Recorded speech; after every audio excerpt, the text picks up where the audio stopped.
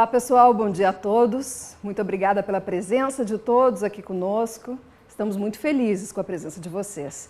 Eu sou Giane Guerra, comunicadora aqui do Grupo RBS. Muito obrigada mesmo pela participação de vocês nesse nosso evento hoje. Um evento que nós planejamos, cuidamos, organizamos sempre com muito carinho e sempre pensando em vocês, no nosso público, em levar informações que são importantes para a vida do nosso público, para a vida de vocês. Muito obrigada mesmo pela presença. Daremos início agora a mais um RBS Talks Live. E essa edição tem o patrocínio de Dr. Clean, que está aqui apoiando o nosso evento conosco com o Grupo RBS. O RBS Talks é um projeto do Grupo RBS que promove encontros exclusivos com conteúdos relevantes para o mercado gaúcho. O objetivo é contribuir para a reflexão e o debate de temas que impactam as vidas das pessoas, das empresas e dos principais setores da economia do nosso estado, do Rio Grande do Sul, buscando soluções especialmente nesse momento desafiador que todos estamos enfrentando. Neste encontro, iremos abordar dois assuntos que andam lado a lado e que podem impactar muito na economia das nossas empresas: saúde e felicidade. Para falar sobre isso, nós convidamos parceiros muito especiais, que são referência no assunto e que vão enriquecer muito o encontro, nosso encontro hoje, o conteúdo que será abordado no RBS Talks. O primeiro deles é Márcio Fernandes, autor do livro Felicidade dá Lucro, entre outras obras, referência na área de liderança, considerado o líder mais admirado pela revista Você S.A. em 2014. E também a doutora Michelle Schneider, especialista em medicina interna e gerente médica da Dr. Clean. Conosco também Daniel Romanenko, da Deixa que eu desenho. Ele fará a facilitação gráfica no nosso debate em tempo real. O Daniel já está ali trabalhando, fazendo ali já o símbolo do nosso RBS Talks Live, nosso evento de hoje. Márcio, doutora Michelle, Daniel, sejam muito bem-vindos aqui ao RBS Talks. Muito obrigada pela presença de vocês, viu? Live, né? Nosso RBS Talks Live, essa edição um pouquinho diferente. Muito bom dia a todos vocês.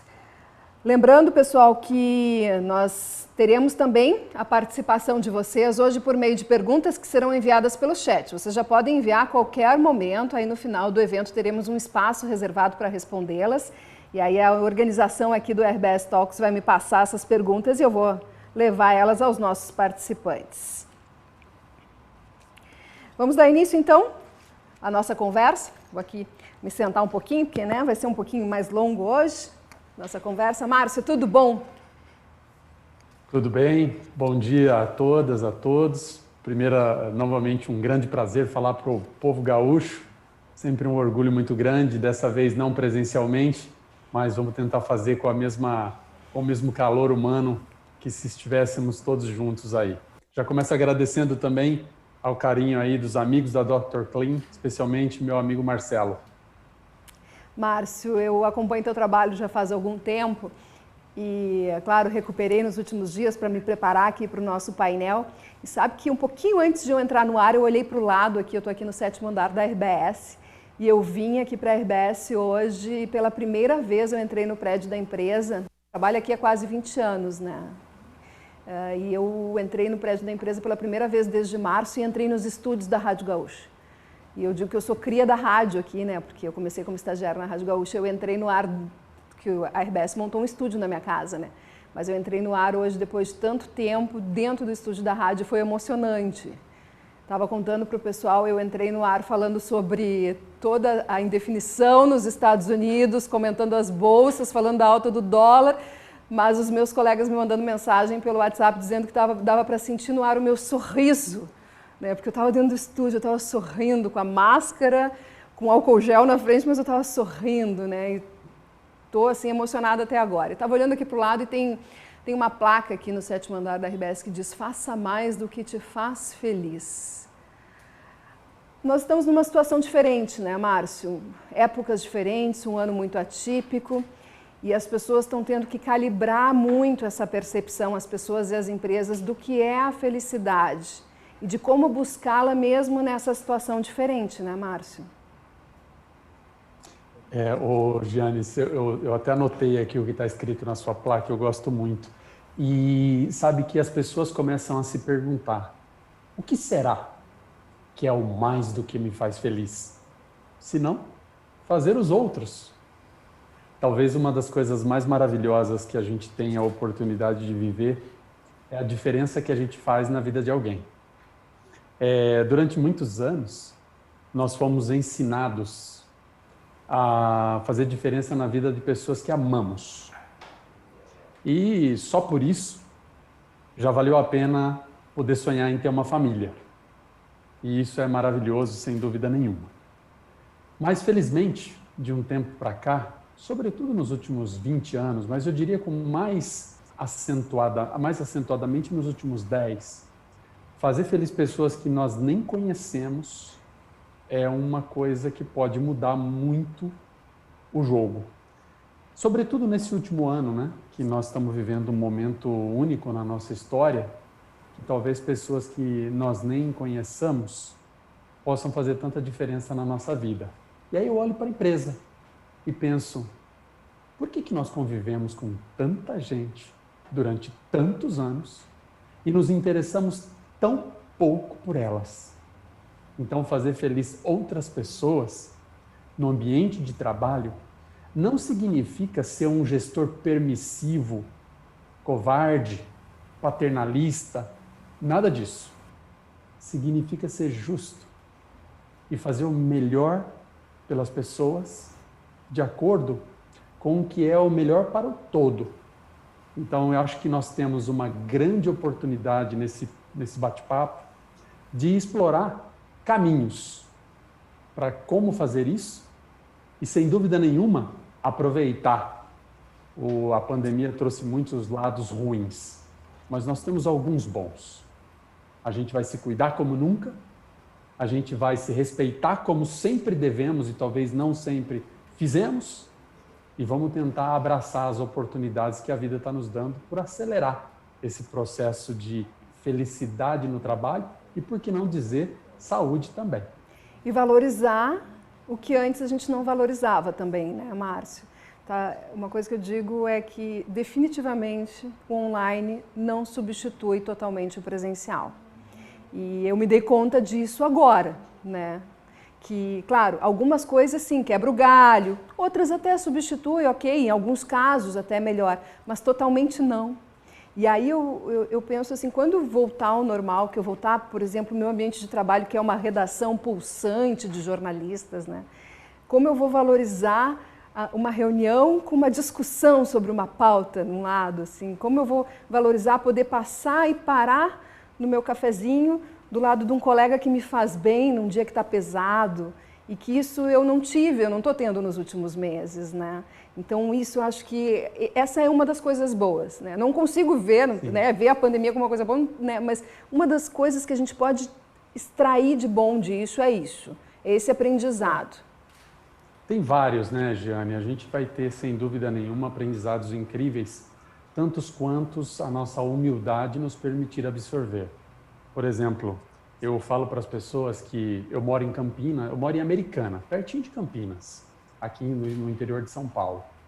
E muitas vezes, mas muitas vezes, eu acordei 4 horas da manhã, peguei um voo às 6 da manhã, 6h30 da manhã, no aeroporto de Viracopos, e fui para Brasília, para Porto Alegre, para o Rio de Janeiro, para fazer uma reunião de 1 hora.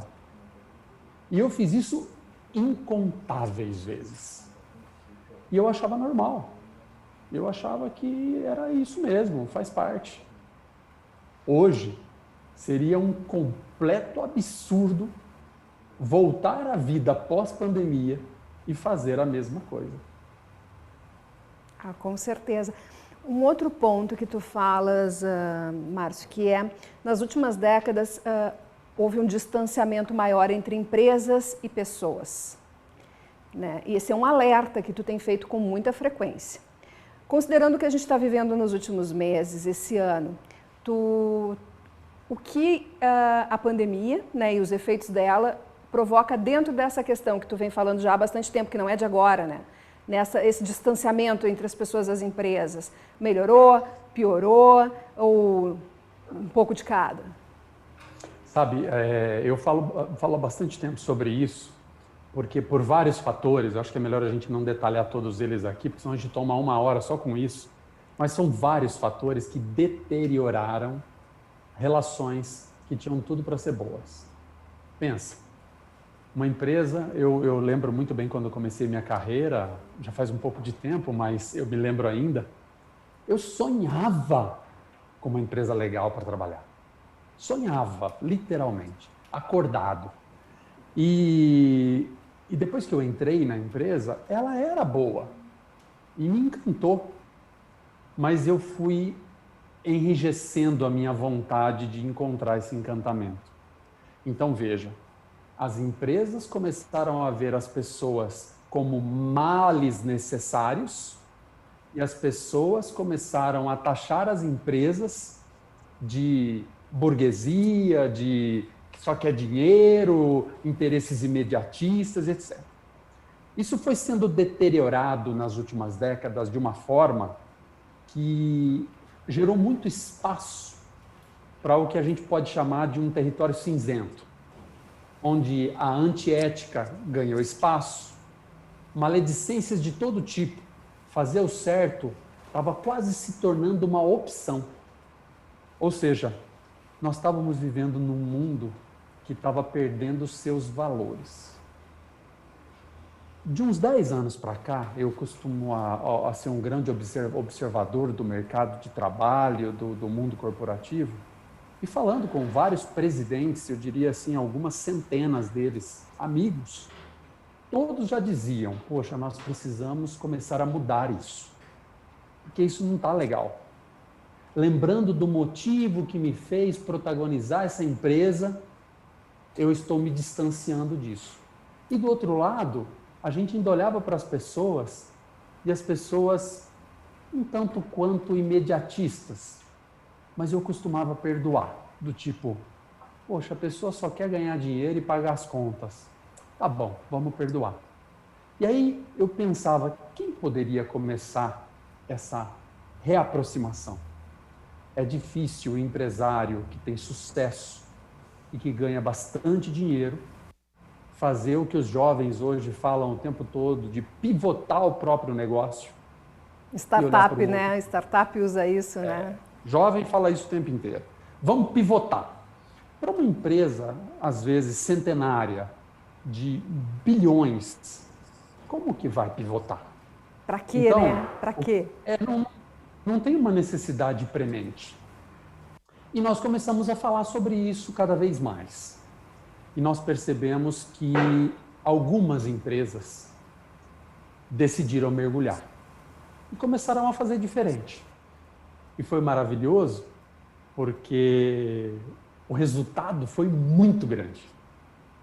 Então, eu cito vários exemplos de vários clientes, mas eu vou citar um da empresa que eu mesmo fui o presidente. Pô, nós triplicamos o lucro. Como é que a gente consegue triplicar o lucro com as pessoas extremadamente felizes? Os nossos índices de saúde, a gente acompanhava de triglicérides, de todas as doenças ocupacionais caindo drasticamente. Nós perdemos toneladas de peso no nosso time. Como? Pessoas, multidões parando de fumar. Eu falei, meu Deus, mas o que está acontecendo? É simples. As pessoas são muito sensíveis a coisas boas. E por mais que nós pensemos que elas se tornaram viciadas nesse mundo cinza, elas querem. Então, os estímulos desses pioneiros que têm coragem de pivotar o próprio negócio são atendidos. E aí eu converso com muitos destes mesmos protagonistas e eu falei, ei, como é que está sendo a emoção? Eles dizem assim, Márcio, se eu soubesse que ia resgatar os meus sonhos, eu teria feito antes. Eu falei, não, mas e o dinheiro que você está ganhando? Ele falou assim, cara, é a consequência, agora eu não preciso mais ficar com aquela cara vermelha em algumas ocasiões de estar fazendo coisas que eu não acredito. Eu falei, isso, é disso que nós estamos falando. É plenamente possível, mas não vai ser fácil. Pois é. E nem rápido. Que coisas boas. Tu falou, né? Coisas boas que motivam as pessoas. Coisas boas no trabalho dão aquela sensação nos funcionários, né? Na equipe de pertencimento à empresa, né? Que coisas boas que tu conseguiu implementar quando fez isso, quando pivotou a empresa, né, que tu presidias? Outros exemplos de coisas boas que tu tem visto em outras empresas que optaram por pivotar. Dá alguns exemplos práticos para que a gente consiga enxergar isso. Uma coisa legal, Giane, é o como. Porque as pessoas sempre dizem assim, é muito difícil e demora muito tempo. Nós estamos falando de cultura organizacional. Imagina numa sociedade de pessoas que se acostumou a culpar alguém pelo próprio insucesso. Então, o político não presta, o Brasil não presta, as leis não prestam, eu presto. Então, é muito complicado mudar essa cabeça do dia para a noite.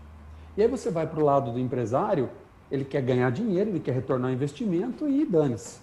Então, veja, são duas forças enormes que precisam ser mudadas. E aí, nós precisamos fazer um resgate. O resgate dos porquês. Por que você fez isso? Por que você startou essa empresa? Por que você preside essa empresa? E por que você dedica o seu tempo, a sua vida a esse negócio? E aí a gente vai começando a fazer uma filtragem até chegar no propósito. E talvez não E seja... quando a resposta para essas perguntas não satisfaz a gente, acho que o diagnóstico está feito, né? Muitas vezes não vai satisfazer, e é o que eu digo para as pessoas, se você não se sente feliz, troque de empresa. E aí você vai perceber que só mudou de endereço, porque o que vai fazer você feliz na empresa é você, não é a empresa. Então você precisa encontrar uma empresa que tenha propósitos que sejam minimamente convergentes aos seus, mas nunca serão exatamente os mesmos. Então respeite o outro, porque você é exatamente como ele. Ao invés de julgar a empresa, pense no seu papel. As pessoas falam assim, a empresa que eu trabalho só pensa em ganhar dinheiro. Gente, eu remeti para fora do Brasil bilhões de dividendos para empresas multinacionais que eu dirigi. Bilhões. Então eu devia ter me matado, né? Porque, eu mandei todo o dinheiro para fora. Não. Eu fiz o meu trabalho bem feito. Só que o como eu fiz o meu trabalho gerou valor para todas as pessoas que foram atendidas pelos produtos e serviços e também como trabalhadores, colaboradores dessa causa. E aí nós vamos fazendo essas convergências, Giane, mas que são convergências, por exemplo, as pessoas ficam pensando, mas o que exatamente? Pensa, em 4 ou 5 itens, nós resumimos coisas que são fundamentais para uma pessoa. Primeiro item, saúde. Vai ter alguém que vai dizer que a saúde não é o item mais importante da vida? E agora, principalmente, né? Não tem como, é fundamental. Bom, saúde, educação e ter uma sensação de que você faz parte de algo maior. Ou você pode encontrar tudo isso numa empresa. Eu lembro que eu trabalhava numa indústria de energia elétrica. E energia elétrica, você só percebe de 2 formas. Quando falta ou quando chega a conta. Não dá para ser romântico num negócio desse. Ou seja, como é que você faz pessoas comuns decidirem evoluir e se tornarem seres poderosos? Porque querem. Não dá para mudar a empresa, sabe? A gente fala assim, eu estava comentando sobre a empresa dá muito lucro. Poxa, se você aplica o teu dinheiro num banco e o outro banco te paga o dobro, você não troca de banco? É exatamente como a empresa faz. Se ela investe e não dá retorno, ela investe em outro lugar. A gente tem que parar de criticar o modelo e ver como é que nós podemos nos comportar diferente dentro dele. Porque uma coisa não exclui a outra, né, Márcia? A gente precisa fazer... Elas estão ligadas e podem estar saudavelmente ligadas, né? Claro, a gente precisa fazer o que precisa ser feito, mas nos preocupando com o como vai ser feito. Porque o como é o que define o quão persistente vai ser o quê. Muitas empresas têm lucros astronômicos e desaparecem. É porque não se preocupam com o como. Então, olhar para as pessoas, buscar conexões, criar propósitos convergentes e começar a trilhar uma jornada que faça sentido para o todo. É claro que as empresas vão ganhar mais dinheiro. É claro que nós seremos mais produtivos. Mas nós faremos por opção e não por imposição. Porque quando faz sentido, eu não preciso de alguém mandando eu fazer. Eu faço porque eu acredito. Pois então, aí eu puxo uma outra questão que tu já tinha falado, que é o propósito, né? Essa palavra tem sido muito citada agora. Ter um propósito também é um fim, né? O propósito também é um fim. A gente busca um propósito, né? Nos faz bem e tudo, mas o propósito também é um meio para se conseguir determinadas coisas nas empresas. Antes mesmo da pandemia, se falava que colocar, né, engajar os trabalhadores, os funcionários, a equipe dentro do propósito da empresa permite dar mais autonomia para as pessoas, sem precisar daquele controle, de tantos níveis hierárquicos, né? Porque, enfim, a tua equipe tem o mesmo propósito, né? A tendência é que as pessoas sigam esse propósito e façam as coisas dentro da cultura da empresa. E isso, as empresas que já trabalhavam isso antes, agora na pandemia tiveram uma facilidade, porque, enfim, né, a sua equipe que estava ali sob o olhar, né, atento, vigilante, enfim, está cada um em cada lugar, né, cada um na sua casa, e passando por um turbilhão de emoções, né, então tudo muito mais delicado, tudo muito mais sensível, tudo muito mais desafiador. Como fica o propósito agora, né? Quem não tinha, como faz? Quando nós dizíamos para as pessoas, confie, a resposta que vinha era, não posso. Se eu confiar, eu vou ser enganado. E a minha réplica ou tréplica era, você já é enganado. Se você confiar, talvez você estimule alguém a resgatar propósitos verdadeiros. Ainda que eles sejam subpropósitos. Um subpropósito é um propósito que não necessariamente é nobre para todas as pessoas, mas não deixa de ser importante, como, por exemplo, sustentar uma família é um propósito nobre para aquela família, mas ela não é nobre para todo mundo, porque não sustenta todas as famílias. Então, nós temos que respeitar os micropropósitos.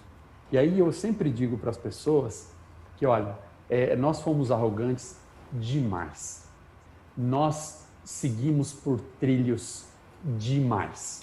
Então, se nós gastássemos uma montanha de dinheiro para adotar modelos de comando e controle, sobretudo importados de culturas que não tem nada a ver com a nossa, como a americana e a japonesa, tudo bem.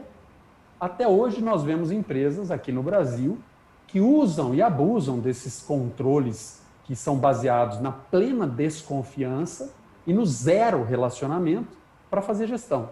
Só que aí nós começamos a ver matérias, inclusive, na mídia, de pessoas que usufruíam desses modelos sendo processados por assédio moral, sendo taxados de todos os tipos de indecência, inclusive de antiética.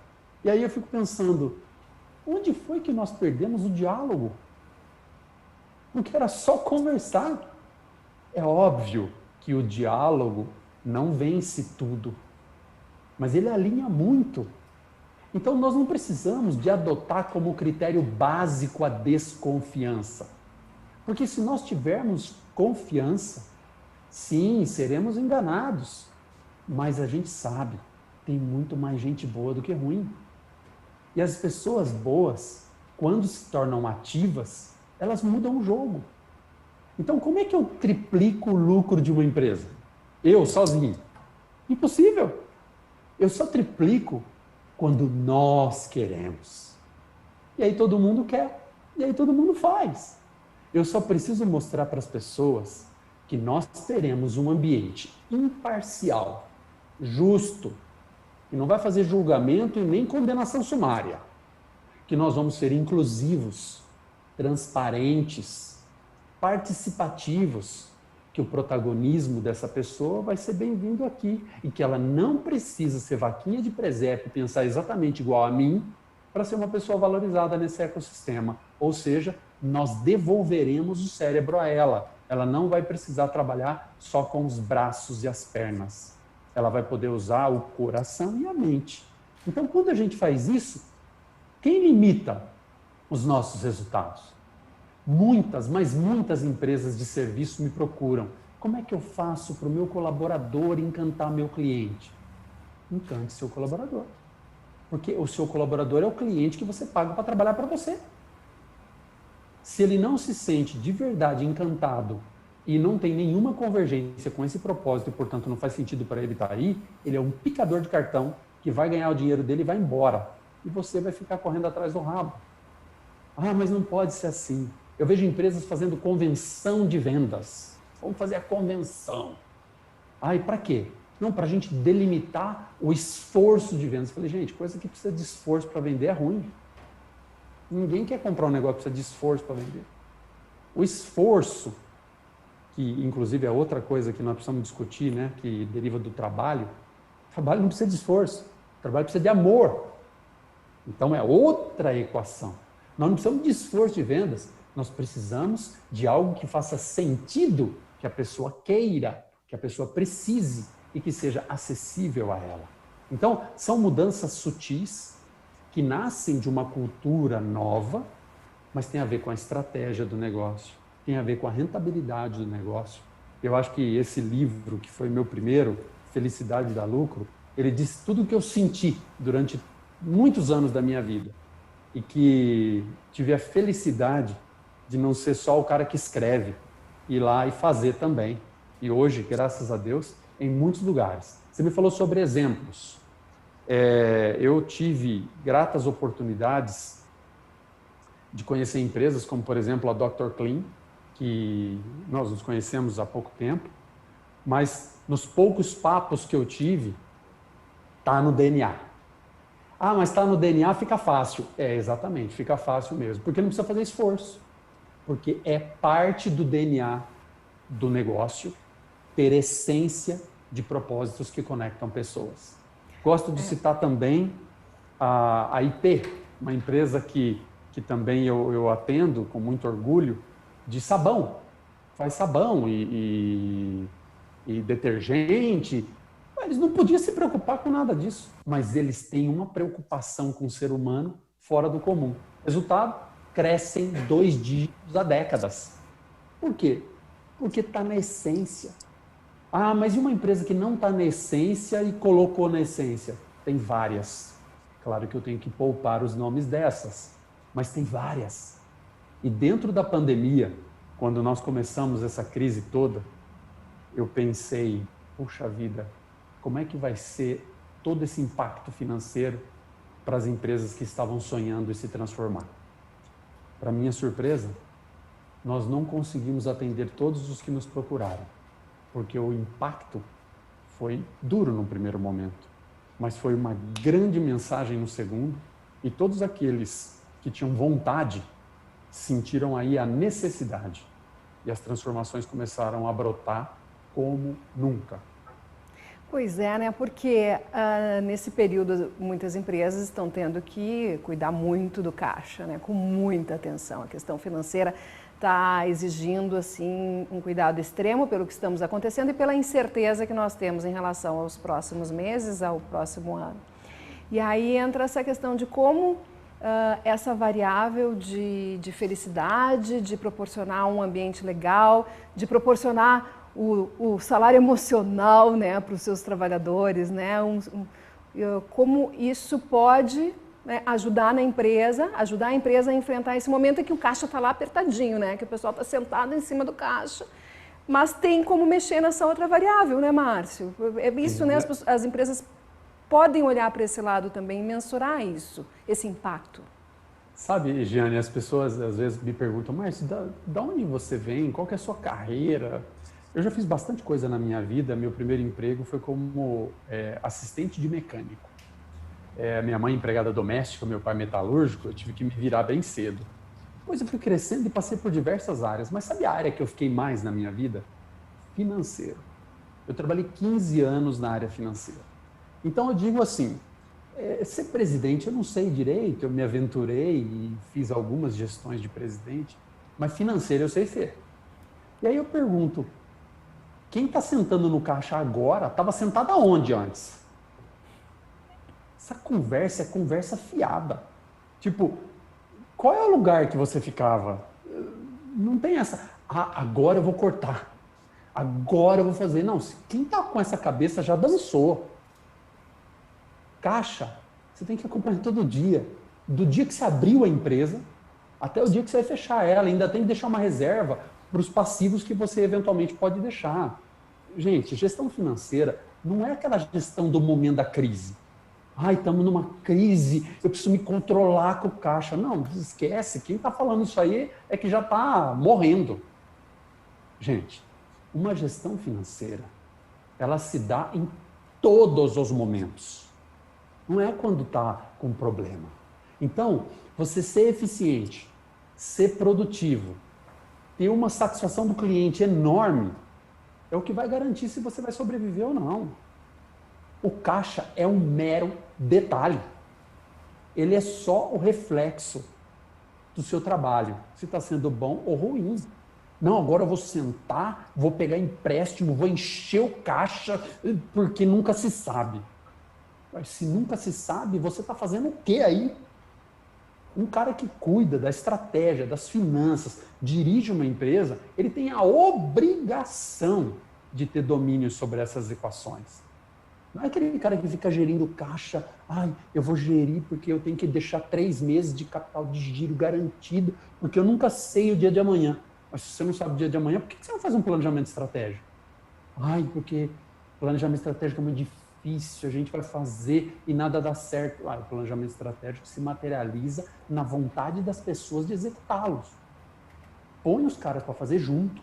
E ao invés de você fazer um planejamento estratégico e depois fazer o que a gente chama de rollout, que é quase um atentado ao pudor, põe o time para construir junto. Porque aí o time constrói, o time se empodera, vira dono daquilo e executa porque quer.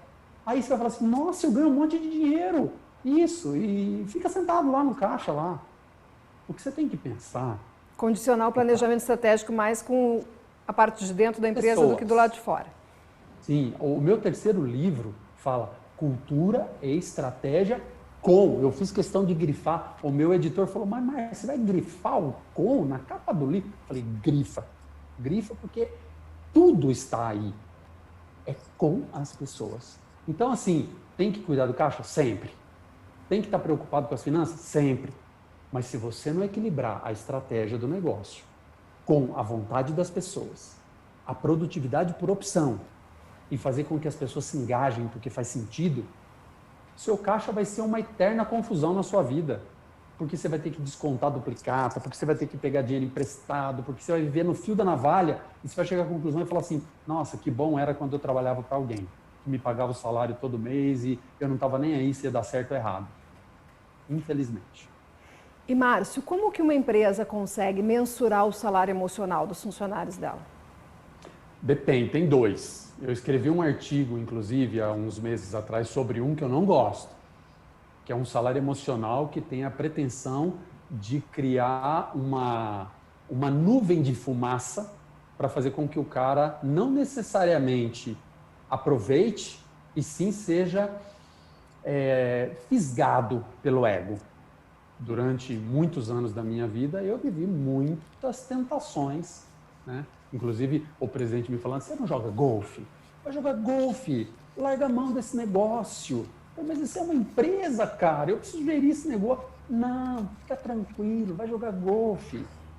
Então, assim, temos que tomar cuidado com jantares exagerados, com viagens incríveis, porque no final do dia, você vira um fantoche.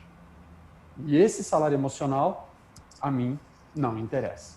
Mas tem um outro, que eu também acho que não devíamos chamar de salário emocional, porque para mim, talvez seja um problema mais meu do que do mundo, o salário emocional virou algo pejorativo. Não foi legal para mim o salário emocional, porque ele me tentava para um lado que eu acreditava muito pouco. Mas vamos olhar pelo lado mais puro.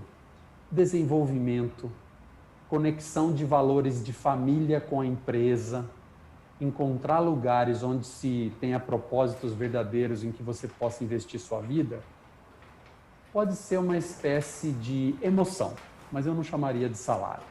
Todas as vezes que a gente confunde amor com dinheiro, não é uma coisa boa. Então eu prefiro pensar de maneira mais purista. Eu conto até num dos meus livros, que eu fui fazer uma entrevista uma vez, e aí o headhunter lá, entrevistador, no final ele falou assim, posso te dar um feedback? Lógico, com prazer. Ele falou assim, cara, não fala isso não, pega mal para você. você é um puta executivo, você tem que ter dente, você tem que ser bravo. Você não pode falar desse jeito que vai pegar mal. Legal, obrigado. Eu aprendi muito com a minha mãe, inclusive, que feedback se ouve de coração aberto e boca fechada, né? Então eu ouvi aquilo, mas puta, fez um mal para mim, sabe? Eu falei, saí de lá, falei, nossa, será que a essência do que eu sou não está certa? E decidi não fazer nada com aquilo, porque é um direito que nós temos, nem todos os feedbacks devem ser absorvidos igualmente. Falei, não vou fazer nada com isso não, vou continuar sendo esse abraçador de árvore. Olha, eu confesso que dos bilhões que eu mandei de dividendo e dos bilhões que eu multipliquei as empresas que eu trabalhei, eu me considero pouco abraçador de árvore. Mas todas as que eu salvei me dão um orgulho, mas um orgulho muito maior do que os bilhões que eu criei. Então, se no final da nossa jornada a gente puder ter uma trajetória que a gente tem um orgulho de contar, sabe? Do tipo, eu consegui equilibrar. Porque fazer dinheiro não é difícil. O difícil é fazer dinheiro do jeito certo. E sempre. E com uma reputação linda. Porque você acredita no que faz. E faz porque faz sentido para muita gente. E vai fazer sentido hoje, vai fazer sentido daqui a 3 gerações. Isso é que é o legal. Então, o desafio para nós que estamos nesse mundo corporativo é o como. E eu me dedico profundamente a ele e tenho certeza absoluta que para muitos de vocês que estão ouvindo, tirem a cortina de fumaça da utopia. Você vai ouvir e vai falar assim, esse Márcio aí continua abraçando a árvore. Não abraço não, gente. Tira o preconceito e pensa, o que eu posso mudar em mim e no ambiente onde eu vivo? Mas mude primeiro você. Tenha a decência de começar e depois estimule o ambiente. As empresas por onde eu passei foram empresas muito legais. Mas primeiro eu mudei a mim, depois a área que eu trabalhava. Não pense que foi fácil. A primeira mudança que eu fiz numa área que eu trabalhava, o RH da empresa me chamou e me deu uma carta de advertência, porque eu estava fazendo uma política não corporativa de dar um ingresso do cinema com o meu dinheiro para o cara que eu achava que tivesse feito o trabalho do mês. Nós fazíamos uma reuniãozinha, todo mundo votava no trabalho mais legal do mês e eu pagava um ingresso, par de ingressos para o cinema. E aí eu recebi uma carta de advertência por estar fazendo uma política não corporativa. Eu nunca entendi que merda que era essa carta, né? Rasguei, obviamente. Devia ter guardado, né? Podia ser legal mostrar essa carta agora. Mas rasguei. Eu também não sou tão calmo assim, né? Rasguei a merda da carta. E aí continuei dando, e aí eles disseram que ia ter que me mandar embora. Eu falei, olha, se eu tiver que sair de uma empresa que não permite que eu dê um par de ingressos para o cinema para um cara que eu considero que, assim como eu, meu time considera que fez um bom trabalho, talvez o melhor lugar para mim não seja aqui, eu fico à disposição de vocês. Aí o presidente me chamou e me falou assim, você não quer trabalhar no RH? Eu falei assim, se eu for trabalhar no RH vai dar merda, porque eu não vou aceitar nada dessas coisas aí. Ele falou assim, vamos tentar. Cuidado com o que você pede. A política corporativa sofreu algumas alterações, eu imagino, nessa ocasião, né, Márcio? Sobre diálogo, tu comentou um pouquinho sobre isso, né, sobre ter diálogo. E aí eu me recordei, antes de nós começarmos aqui o RBS Talks, conversava com alguns gestores de empresas importantíssimas aqui do estado e eles falavam assim, como tem sido desafiador agora esse momento, né, das pessoas. E em alguns casos, né, as empresas ainda estão com dificuldades, né, e os funcionários estão preocupados, estão longe, muitas vezes estão longe da gente, longe do nosso olhar, longe um dos outros, né, e isso acaba gerando e às vezes criando esse cenário, essa situação ainda mais sensível, mais emotiva. Como ter o diálogo nesse momento? Diálogo sempre é desafiador, né? Ele parece simples, mas não é, né? Por mais que a gente parta da premissa da confiança, ele precisa também, ele faz parte toda de um trabalho importante para gestores, né? Para os líderes que estão aqui nos acompanhando. Como manter esse diálogo agora com as pessoas nesse momento ainda bastante sensível, com a incerteza, com as pessoas, né, lidando com a situação da empresa, a situação da economia, tudo, enfim, né? Como tu fala, né? Como manter esse diálogo? Como estimular? Como aprimorar ele? Coisas utópicas que nós sempre falamos, né, agora se tornam um único remédio. Parece que a gente não tem a fórmula da vacina ainda, né? Literalmente não temos. Espero que tenhamos em breve, pelo menos a do Covid. Mas a vacina para as nossas ignorâncias, ela ainda não começou a ser fabricada. Então, nós ignoramos muitas coisas. E aí, felizmente, algumas instituições e, sobretudo, muitas pessoas começaram a tratar de algumas ignorâncias. Quando eu falo dos modelos, sobretudo os anglo-saxãos de comando e controle, por que nós aceitávamos esses modelos? Porque é mais fácil. Se der errado, eu estou fazendo igual os caras, os gringos, os ingleses, os japoneses. Eu fiz o gabarito, então se der errado, dane-se. Então, por que nós não nos tornamos bons comunicadores? Por que nós não estabelecemos bons diálogos? Porque é mais fácil não ter. É muito fácil mandar. É muito fácil chamar todo mundo, junta aí. Ó, estou dizendo, hein, é assim. E quem não fizer, eu mando embora. Não é muito fácil? É simples. Aí o exercício bom, faz a mesma coisa na sua casa com os seus filhos. Hoje, filhos adolescentes de 15 anos, mais ou menos, vamos lá, testa o modelo. Vai ser mais ou menos assim? Você vai mandar eles embora se eles não toparem as suas diretrizes unilaterais? Não, em casa é diferente, né? Então vamos aproveitar esses ambientes em que nós estamos sendo compelidos a evoluir um pouco mais rápido e vamos tentar levar para o ambiente do nosso trabalho. Bom, primeiro, nós vamos ter que reativar o ouvido. Porque a gente parou de ouvir. A gente não tem mais o hábito de ouvir. Como assim ouvir? Ouvir um diretor? Eu sou o presidente, então eu ouço meia dúzia de diretores e acabou. E se falar merda, então, tá na rua. Não. Você vai ouvir todo mundo. Mas Márcio, se eu ouvir todo mundo, sobra tempo para fazer outra coisa? Você não precisa fazer outra coisa. Se você é o número 1 de uma empresa, ou o número 2, ou o 3, você só precisa falar com as pessoas. Como é que você vai fazer? Dá para fazer de várias formas, modernas, hein? Telefone, dá para fazer por vídeo, olha que coisa mais linda, você pode até ver o cara. É legal demais. Bom, então já temos duas opções, um vídeo no computador ou um telefone. Mas tem o WhatsApp, estou usando Skype com os meus filhos, as crianças, a gente não deixou eles irem para as tecnologias mais moderninhas, a gente usa Skype. Outro dia recebi a primeira mensagem por Skype da minha filha de 7 anos. Ela está escrevendo muito bem, mas a minha ignorância permitia só que ela sentasse no meu colo e eu chamasse ela de princesa. E ela falou para mim que ela não quer ser princesa, ela quer ser ninja. Porra, por que eu estava impondo que a menina tinha que ser princesa, meu? Então, a nossa humildade vai dar os nossos caminhos, mesmo que seja um sinal de fumaça. E se Deus quiser, em breve, a gente vai poder se abraçar de novo. Aí, espero que a gente já tenha aprendido, porque o canal pouco importa. O que importa é o conteúdo.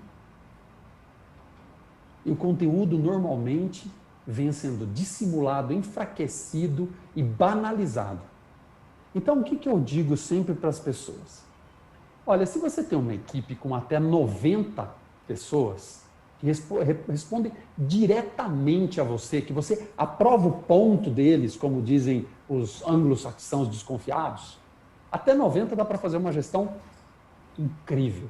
Você vai falar com 4 por dia, uma ligação de 2 minutos cada um. Agora, não liga cedinho para ver se o cara já acordou e não liga à noite para ver se ele já parou. Só evita esses 2 horários. Evita o almoço também, porque agora a gente tem que lavar a louça, né? Ferrou. Então, nesse horário não dá para atender. Percebe-se que eu estou lavando louça nesse horário. Então, melhor não. Não quero também ficar lá expondo, né? Então, bem, fazendo isso, você vai ter que deixar de comprar a pessoa, que ela não vai mais ser vendida para você. Então, será que nós vamos ter uma evolução das leis trabalhistas que vai mudar o nosso regime CLT para algo diferente? Porque aí nós podemos ter pessoas compartilhadas entre diversas empresas. Nós podemos valorizar mais porque nós vamos compartilhar mais. Então, nós vamos fazer uma gestão por demanda e não por disponibilidade de horas trabalhadas. Você sabia que metade da disponibilidade de horas trabalhadas não é feita produção nenhuma? Ou seja, uma pessoa se disponibiliza 8 horas úteis por dia de trabalho e não trabalha mais que 4. Por quê? Porque é um saco ficar 8 horas por dia fazendo a mesma coisa. E a gente nem percebe, mas nós dissimulamos esse modelo e a gente vai para o café, a gente vai fazer milhões de outras coisas. Inclusive coisas contraproducentes, como fofocar, falar mal dos outros, julgar e condenar. Então o que nós precisamos? Nós precisamos de uma reconexão. Se essa reconexão pode ser feita na nossa casa, melhor ainda. Agora, vamos pensar naqueles que não. Que estão lá no front, como profissional da saúde, por exemplo. Esse não tem opção de ficar reconectado em casa. Esse está lá, no front. Será que nós vamos continuar exigindo dele um comportamento robotizado como nós exigíamos antes? Eu estou com o braço todo roxo, não sei se vai dar para ver. Eu fiz uma cirurgia há 4 dias. Eu estou aqui meio desconfortável, mas já estou bem. Pô, eu fiquei observando o ambiente hospitalar, fiquei 2 dias lá, e eu fiquei observando, falei, nossa, esse é um mundo novo para mim. Conheço muito pouco, mas é um mundo de gente de ponta a ponta. Fico feliz demais de ver revoluções nesse mundo. E aí eu citei até o Marcelo no início, justamente pela coragem de fazer isso.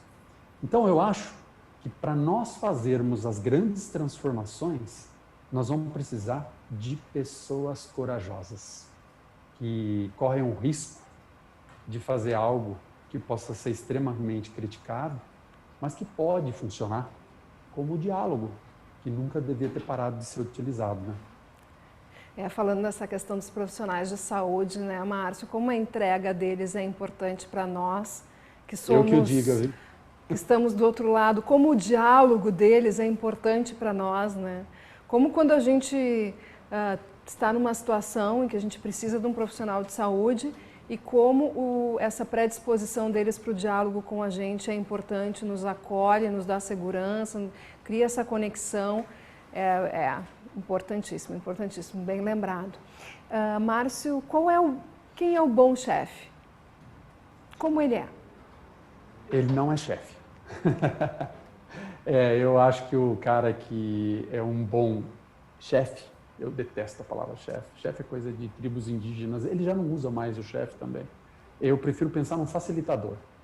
Eu prefiro pensar em alguém que ainda tem alguma hierarquia, basicamente para inspirar jovens a continuar aprendendo, estudando e lutando para ter uma carreira legal e um dia poder facilitar a vida de milhões de pessoas.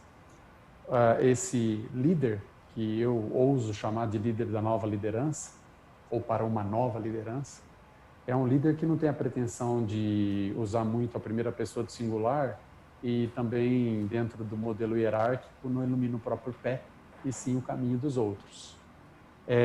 Dá um pouco mais de trabalho, enche um pouco mais o saco, porque na hora que você tem que mandar embora, você percebe que o mais justo seria que você fosse embora e não a pessoa que você quer mandar. Então você tem que engolir, né, e entender que o ego é amargo, mas poderia ser transformacional. Transformacional. Para muita gente eu falo isso, eles falam, é utópico, utópico, utópico. Pois bem, tem uma empresa aí no sul, se chama Merkur, vocês devem conhecer. Do Jorge. E o Jorge, grande amigo, ele está fazendo revoluções no mundo da gestão, que eu diria que se eu me esforçasse com todo o meu fósforo, eu não alcançaria 10% do que ele já fez na prática, na empresa dele. Sabe que quando tu fala em pivotar, Jorge é louco. Quando eu escuto o termo pivotar, como tu falou antes, eu me lembro da Merkur. Ele é um visionário, um cara, ele tipo não tem mais líder, né? Um negócio assim, ou seja... Ele tem facilitadores. Ele tem pessoas que decidiram facilitar a progressão alheia. É lindo. Eu ia visitá-lo pessoalmente e acabou que a gente entrou num momento de pandemia, não consegui, mas a gente já se viu várias vezes e a gente fica sempre por perto. É um cara diferenciado, realmente. E eu conheci a Merkur lá em Santa Cruz do Sul. fui ver de perto isso, né? Essa mudança que eles estavam fazendo. Já faz 10 anos que eles iniciaram um processo demorado, né?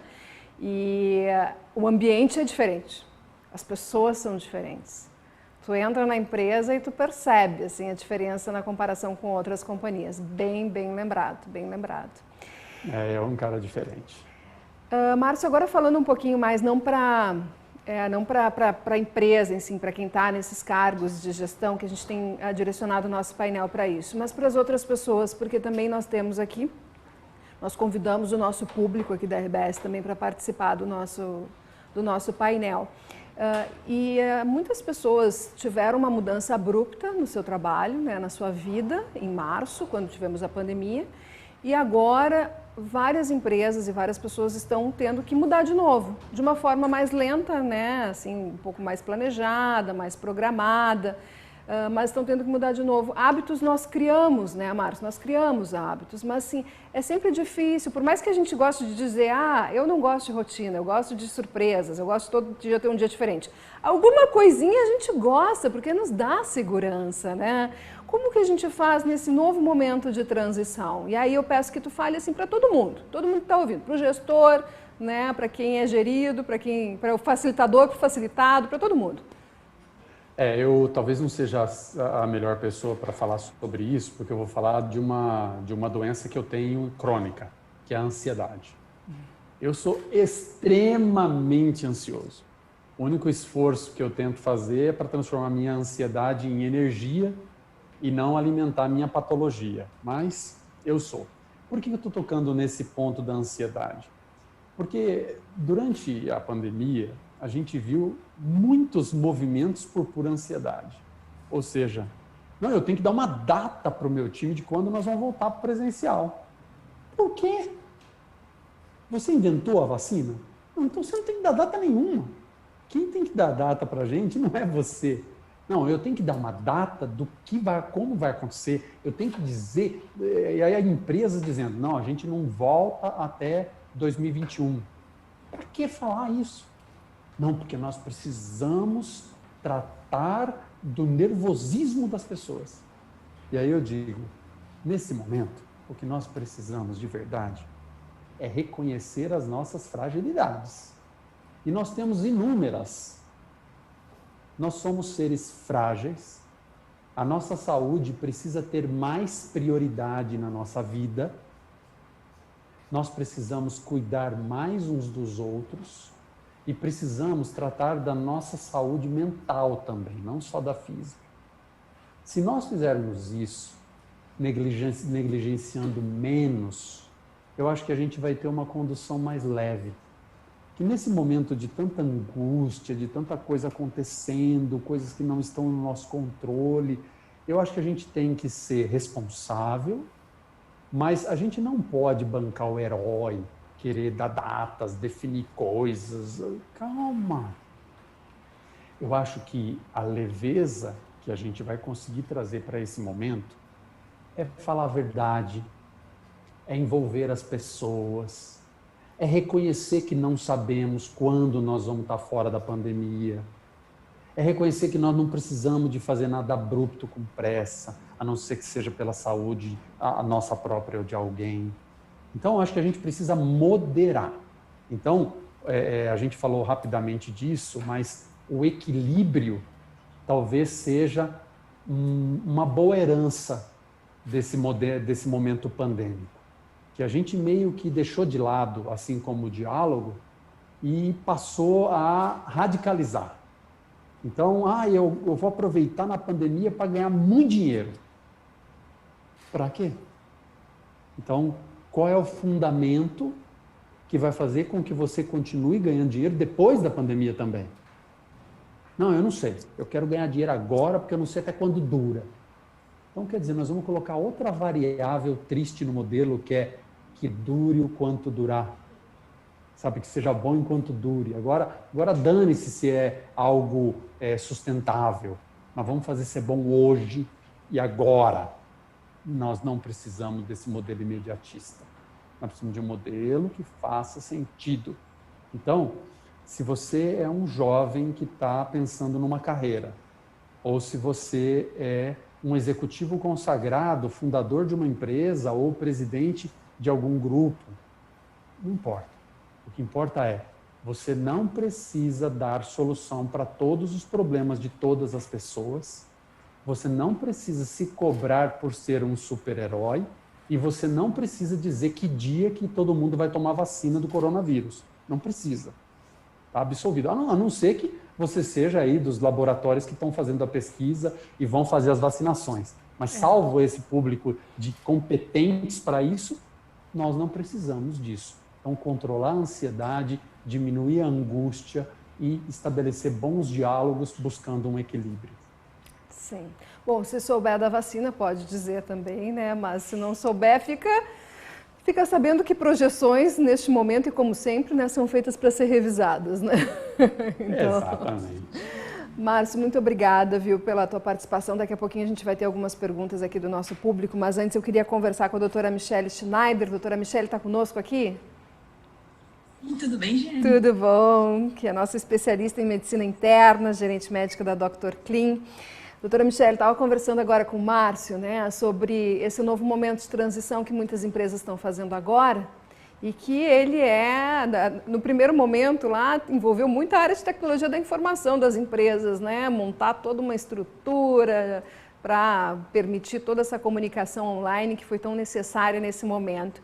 E agora muitas mantiveram o trabalho presencial da sua equipe, de parte dela, né, mas muitas empresas estão agora tendo os funcionários voltando, né, para o trabalho. E tem um checklist, doutora, que as empresas podem fazer assim para ver se estão fazendo tudo direitinho agora para esse momento? Giane, existem várias medidas preventivas que a gente pode adotar no retorno dos funcionários, né? Hoje nós ainda mantemos o distanciamento, isso eu até costumo brincar com minha equipe, que a gente tem que manter o distanciamento físico, não emocional, né? Pegando um pouco do gancho do que o Márcio falava, a gente precisa estar conectado, precisa dialogar, precisa estar próximo, mesmo na distância, né?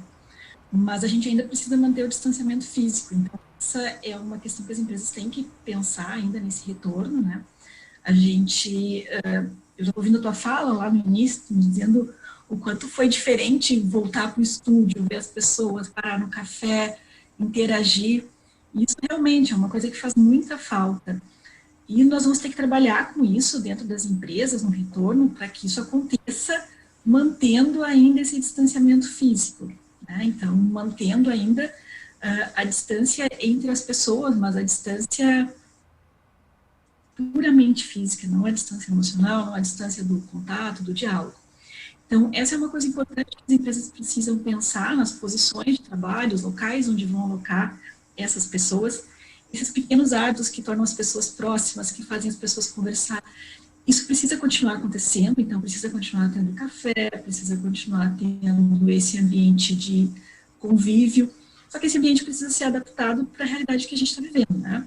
Então tem que ser um ambiente em que as pessoas possam ter distanciamento, segurança, fazer lavagem de mãos, fazer a organização do ambiente de uma forma segura.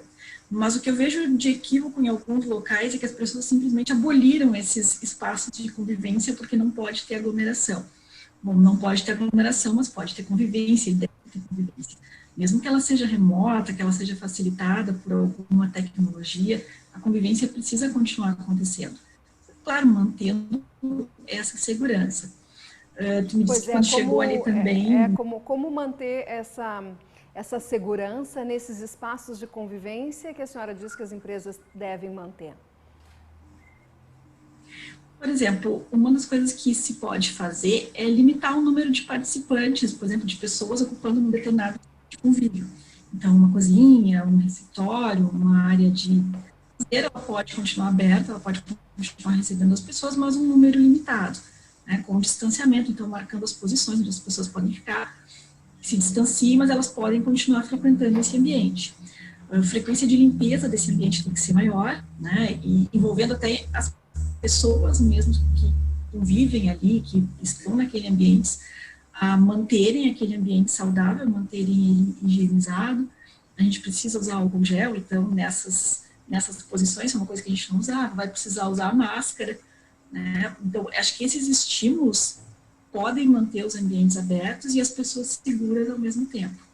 Na Dr. Clean, a empresa onde eu trabalho, nós mantivemos pelo menos metade do time sempre trabalhando, a gente não podia parar, né? E foi um desafio para nós alocar as pessoas em posições mais distanciadas. Nós intercalamos posições dentro da empresa para utilização, intercalamos os times, fizemos toda uma logística de dispor álcool gel, de disposição de máscaras, de uso do refeitório, de uso dos espaços comuns, otimização das reuniões online. Foi bem proveitoso, porque a gente conseguiu se manter conectado, se manter junto, trabalhando na ponta, que era uma coisa que nós precisávamos fazer, e ao mesmo tempo tivemos um baixíssimo índice de contaminações, o que mostra que é possível fazer esse retorno de forma segura.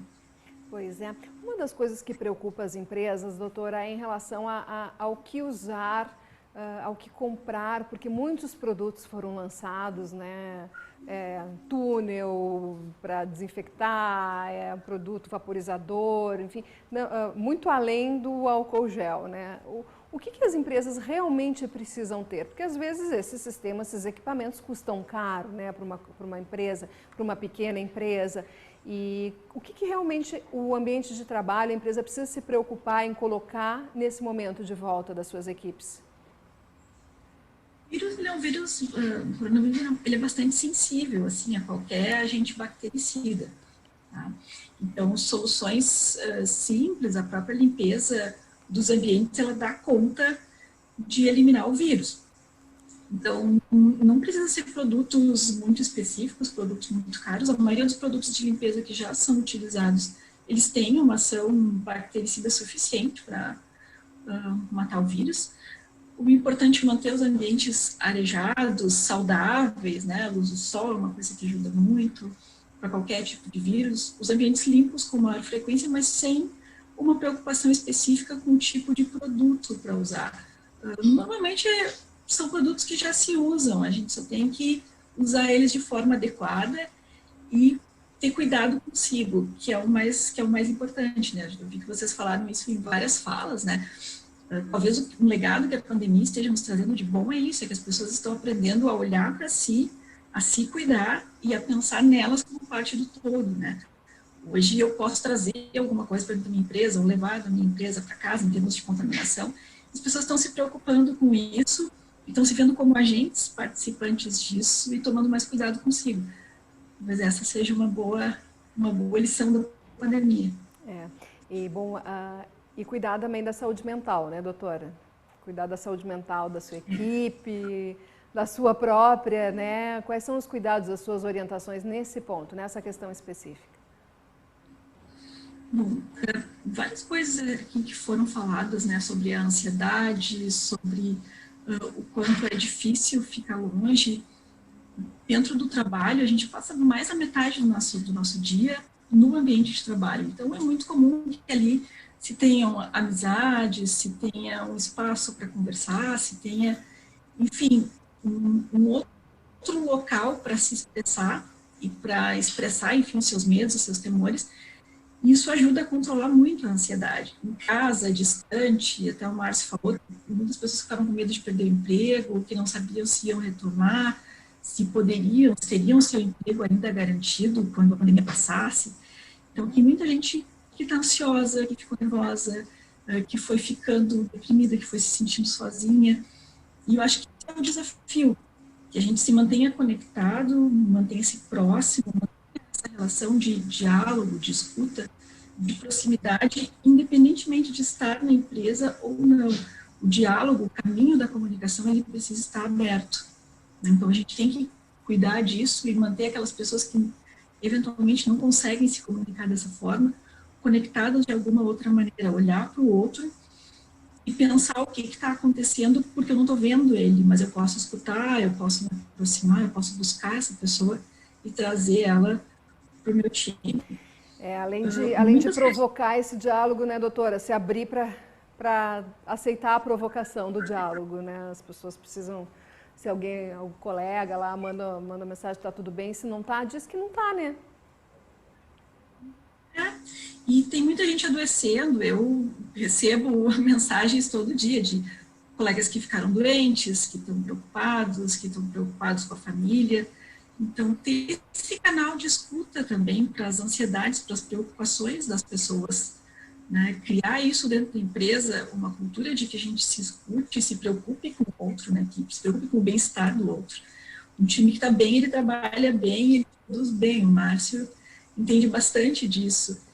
E a gente precisa ter esse canal, precisa ter essa abertura para que as pessoas possam dizer como elas estão se sentindo, como elas estão enfrentando a crise, o que está sendo ansiogênico para elas, como é que elas estão se sentindo no retorno ao trabalho, se elas estão felizes como tu, Giane, ou se elas estão com medo de retornar. E a gente precisa ter esse canal de escuta, entender e tentar facilitar esse momento para ela. Tá certo. Doutora Michele Schneider, muito obrigada pelas orientações, pela participação conosco aqui no painel, viu, no RBS Talks. Será que a gente consegue mostrar um pouquinho aqui da ilustração do Daniel? O pessoal está vendo um pouquinho, o Daniel que está acompanhando aqui o nosso painel, né, Daniel? O que eu posso mudar em mim e no meio ambiente, no meu ambiente? O que eu posso mudar em mim, né, Márcio? Começar por aí, né? Vamos mudar aqui, depois mudar o ambiente, depois mudar os outros, né?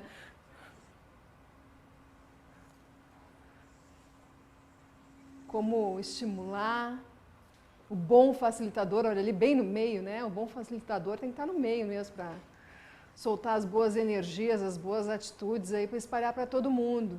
Como será o retorno? Como será o retorno? Não sei. Sabe, Márcio falou da tua filha de 7 anos. Eu tenho uma também de 7 anos e olha o que eu estou aprendendo com ela nesse momento. Tem um de 5 também. Que para ele tá tudo ótimo, né? Todo mundo em casa, todo mundo perto, a Mana perto, né? A Mana ia mudar de escola e de repente ele viu que a Mana ia ficar perto dele. Aí ele ficou bem. Mas a minha mais velha tinha se preparado, né, para um ano de alfabetização, para um ano na escola grande. E aí teve 1 mês de aula e está em casa. De vez em quando ela tem uns momentos assim que dá uma baixada, uma tristeza que aparece, aí a gente tem que mostrar que sim, tudo bem, a gente entende, tem que ficar triste mesmo, mas vamos lá, né? Vamos ver a outra parte, entender o que está acontecendo, ver o que é esse período dentro de toda a tua vida, né? Dos teus 7 anos, né? Toda a vida, todos os 7 anos é um período, né? Mas ela tem me ensinado bastante, viu, Márcio? Também. Eu tenho aprendido muito, eu tenho 3. Tenho um menino de 11, uma de 9 e uma de 7. E olha, são aulas diárias, viu? Que bom. Márcio... Eu também tenho uma de 7. Também de 7? 3 com filhos de 7 anos. 7 anos. Os de vocês se alfabetizaram em casa também esse ano? A minha se alfabetizou em casa, tá lendo assim que é um avião, tô num orgulho só.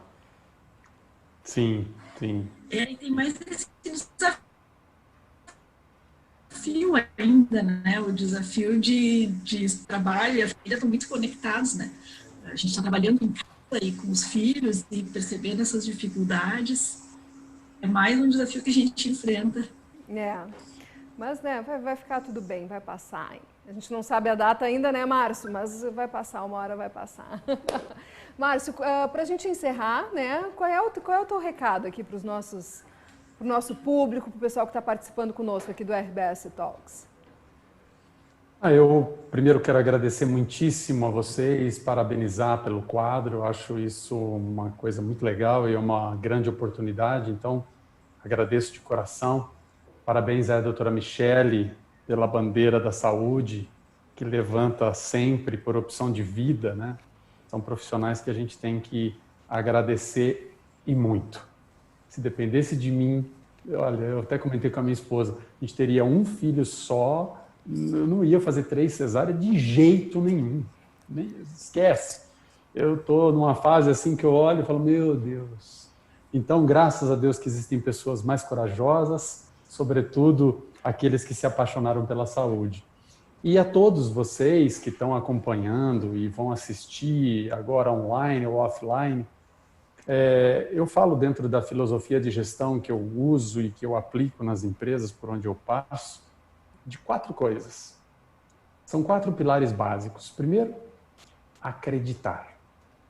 Acredite em você. E se você for bom nisso, você vai conseguir acreditar nos outros de novo. Depois que você acreditar, praticar o bem. Mesmo quando não estiver na moda ou quando fazer o errado também não acontece nada. É fazer certo porque não tem outro jeito. É porque nós somos pessoas do bem e acreditamos de verdade. Então eu vou fazer porque eu acredito e não porque tem alguém mandando. Terceiro pilar, melhorar. Tudo, mesmo o que já é bom para você, porque pode não ser bom para os outros. Não faça para os outros o que você queria que eles fizessem para você. Faça para os outros o que os outros precisam que eles façam, que você faça por eles. E aí melhorar tudo, sobretudo a vida daqueles que deixaram de acreditar. E o quarto, compartilhe. Porque se você compartilhar, outras pessoas também vão acreditar. E a gente retoma o círculo virtuoso. Acreditar, praticar, melhorar e compartilhar. Eu acho que a base dos processos de uma empresa ou da condução de uma vida precisa de coisas simples. Que essas sejam uma direção para a sua. Tá certo. Muito obrigada, Márcio. Obrigada. Esses pontos, esses 4 eu tinha anotado aqui no meu papel para te perguntar. Ainda bem que tu falou, porque eu ia me esquecer, viu? Obrigada. Ah, mas você mandou bem. Fez perguntas difíceis. Obrigada, obrigada. Obrigado, gente, muito você. obrigada pela participação, doutora Michele. Márcio, obrigada mesmo, viu? Obrigada mesmo a toda a equipe aqui que está aqui com a gente. Né? Mostrei aqui o Daniel que está fazendo a ilustração, mas tem uma equipe grande aqui conosco, a Ju, né? O pessoal aqui do áudio, da TV, do vídeo. Muito obrigada.